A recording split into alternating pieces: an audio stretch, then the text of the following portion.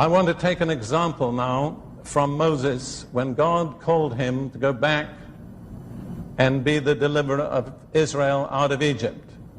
You remember God appeared to him in the burning bush. And then God said to him in Exodus chapter 4, now I'm sending you back to deliver Israel. And Moses had lost all his self-confidence, which he had at the age of 40. At the age of 80, he had no confidence in himself. He said, why me, Lord? I can't do it. I've got nothing. What can I do it with? And the Lord said to him, as he always is so practical, what have you got in your hand? And Moses looked down and said, well, it's a rod, just like every shepherd in the Middle East carries. He didn't think there was anything particularly important about his rod. But the Lord said, throw it on the ground. And when he did, it became a snake. And Moses ran from his own rod. In other words, there was a potential in that rod he had in his hand which he had never anticipated or imagined. Then the Lord said, pick it up by the tail. And everybody who deals with snakes knows you never pick a snake up by the tail. But Moses did. I think he was trembling as he did it. And it became a rod in his hand. And God said to him, in effect, now go with your rod, that's all you'll need. You can do the whole job with that one rod. And if you analyze the rest of that part of the book of Exodus, the entire deliverance of Israel out of Egypt was achieved by that rod.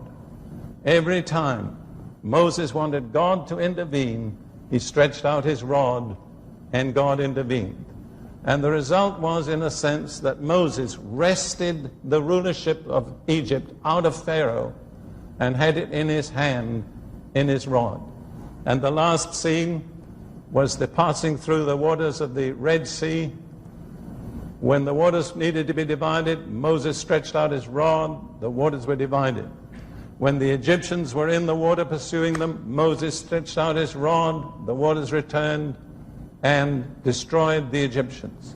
So the only instrument he needed for the entire task that which God had called him to was that one shepherd's rod, which he didn't think had any significance when he first held it in his hand. Now, what I want to suggest to you, if you're a Bible-believing, committed Christian, you have a rod. You know what it is? It's your Bible. If you've got a Bible here, I'd like you to hold it up. And I'd like you to say, this is my rod. Will you say that? My Bible is my rod.